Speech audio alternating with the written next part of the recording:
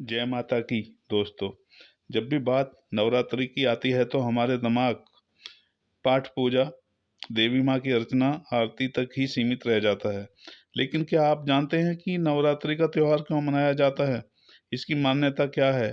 सदियों से हम नवरात्रि का त्यौहार मनाते आ रहे हैं, व्रत रखते आ रहे हैं, लेकिन हम में से अधिकांश लोग इसके पीछे की जो कहानी है उसको नहीं जानते हैं। आज हम उसके बारे में ही बात करेंगे। चैत्र नवरात्रि में नववर्ष के पंचांग की गणना शुरू होती है। इसी दिन से वर्ष के राजा, मंत्री, सेनापति, वर्ष, कृषि के स्वामी ग्रह का निर्धारण होता है और वर्ष में अन्न, धन, व्यापार और सुख शांति का आकलन किया जाता है। नवरात्रि में देवी और नवग्रहों की पूजा का कारण यह भी है कि ग्रहों की स्थिति पूरे वर्ष अनुकूल रहे और जीवन में खुशहाली बनी रहे। धार्मिक दृष्टि से नवरात्रि का अपना अलग ही महत्व है, क्योंकि इस समय आदिशक्ति, जिन्होंने इस पूरी सृष्टि को अपनी माया से ढका हुआ है, जिनकी शक्ति से सृष्टि का संचालन हो रहा है, जो भोग और मोक्ष देने वाली देवी हैं, वह पृथ्वी पर होती हैं। इनकी पूजा और आराधना से इच्छित फल की प्राप्ति अन्य दिनों की अपेक्षा जल्दी हो जाती है। दोस्तों, नवरात्रि का महत्व सिर्फ धर्म, अध्यात्म और ज्योतिष की दृष्टि से नहीं है, बल्कि वैज्ञानिक दृष्टि से भी नवरात्रि का अपना महत्व है। ऋतु बदलने के कारण, जिन्हें आसुरी शक्ति कहते हैं, उनका अंत करने के लिए हवन पूजन किया जाता है, जिसमें कई तरह की जड़ी बूटियां और वनस्पतियों का प्रयोग किया जाता है। हमारे पूर्वजों ने न सिर्फ धार्मिक दृष्टि को ध्यान में रखकर नवरात्रि में व्रत और हवन पूजन करने के लिए कहा है, बल्कि इसका वैज्ञानिक आधार भी है। नवरात्रि के दौरान व्रत और हवन पूजन स्वास्थ्य के लिए बहुत ही बढ़िया है।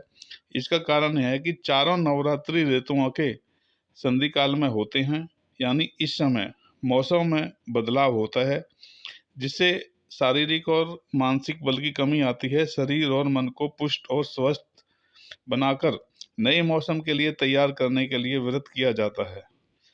कलश स्थापना के लिए क्या सामग्री जरूरी है, उसके लिए बात करेंगे। सब उसमें मिट्टी का कलश, मिट्टी, 7 प्रकार के अनाज, गंगाजल, कलावा, सुपारी, आम और अशोक के पत्ते, अक्षत, जटा वाला नारियल, लाल कपड़ा, फूल और फूल माला, फल और मिठाई और जौ।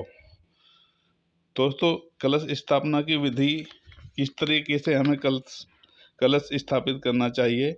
नित्य कर्म और स्नान के बाद ही कलश स्थापित करें। शारदीय नवरात्रि पर अगर आप घर में कलश स्थापना करने जा रहे हैं तो सबसे पहले कलश पर स्वास्तिक बनाएं, इस पर एक कलावा बांधें और उसे जल से भर दें। कलश में साबुत सुपारी, फूल, इत्र, अक्षत, पंचरत्न और सिक्का डालना ना भूलें। पंचांग के अनुसार चैत्र माह के शुक्ल पक्ष की प्रतिपदा तिथि को नवरात्रि शुरू होती है।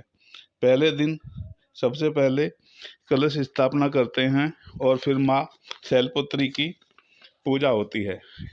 इस साल 22 मार्च को रात 8:20 तक प्रतिपदा तिथि है। इस वजह से कलश स्थापना 22 मार्च को होगी। देश के अलग अलग हिस्सों में अलग अलग तरीकों से इस त्यौहार को मनाया जाता है, लेकिन इस नवरात्रि के पीछे एक कहानी बहुत फेमस है, जो पौराणिक कथा है, हमारे पुराणों में है। महिषासुर नाम का एक बड़ा ही शक्तिशाली राक्षस हुआ, जो अमर होना चाहता था, और उसी इच्छा के चलते उसने ब्रह्मा की कठोर तपस्या की।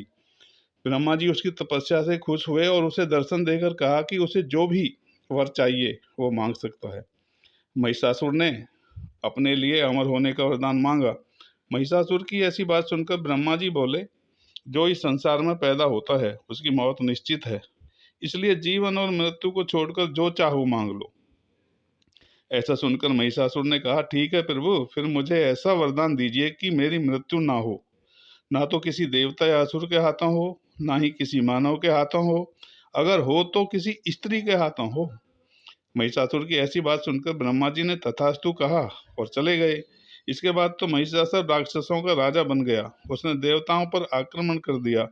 उन्होंने एकजुट होकर महिषासुर का सामना किया, जिसमें भगवान शिव और विष्णु ने भी उनका साथ दिया। लेकिन महिषासुर के हाथों सभी को पराजय का सामना करना पड़ा और देवलोक पर महिषासुर का राज हो गया। महिषासुर से रक्षा करने के लिए सभी देवताओं ने भगवान विष्णु के साथ आदिशक्ति की आराधना की।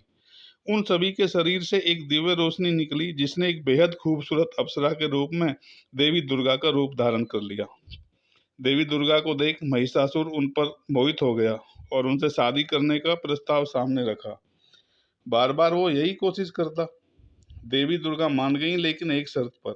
उन्होंने कहा कि महिषासुर को उनसे लड़ाई में जीतना होगा। महिषासुर मान गया और फिर लड़ाई शुरू हो गई। 9 दिनों तक चली। 10वें दिन देवी दुर्गा ने महिषासुर का अंत कर दिया और तभी से ये नवरात्रि का पर्व मनाया जाता है। दोस्तों, इसमें 9 देवियों के अलग अलग स्वरूप की पूजा की जाती है। चैत प्रतिपदा तिथि पर घट स्थापना की जाती है और माँ दुर्गा के भक्त चैत्र नवरात्रि के 9 दिनों तक उपवास रखते हुए पूजा और साधना करते हैं। माता माँ शैलपुत्री का पहला रूप है। माँ ब्रह्मचारिणी दुर्गा का दूसरा रूप है। माँ चंद्रघंटा माँ दुर्गा का तीसरा रूप है। माँ कुष्मांडा दुर्गा जी का चौथा रूप है। यह माँ दुर्गा का पांचवा रूप है, माता स्कंद माता। माँ कात्यायनी माता दुर्गा का छठा रूप है। माँ कालरात्रि सातवां और माँ महागौरी आठवां रूप है। सिद्धिदात्री माता का 9वां रूप है। अष्टमी और नवमी तिथि पर कन्या पूजन के बाद व्रत का पारण किया जाता है। दोस्तों, आपको हमारी कहानी कैसी लगी कमेंट करके अवश्य बताएं। हमेशा नई इन्फॉर्मेशन के लिए, नई कहानियों के लिए हमारे चैनल को सब्सक्राइब, लाइक, शेयर ज़रूर करें। धन्यवाद।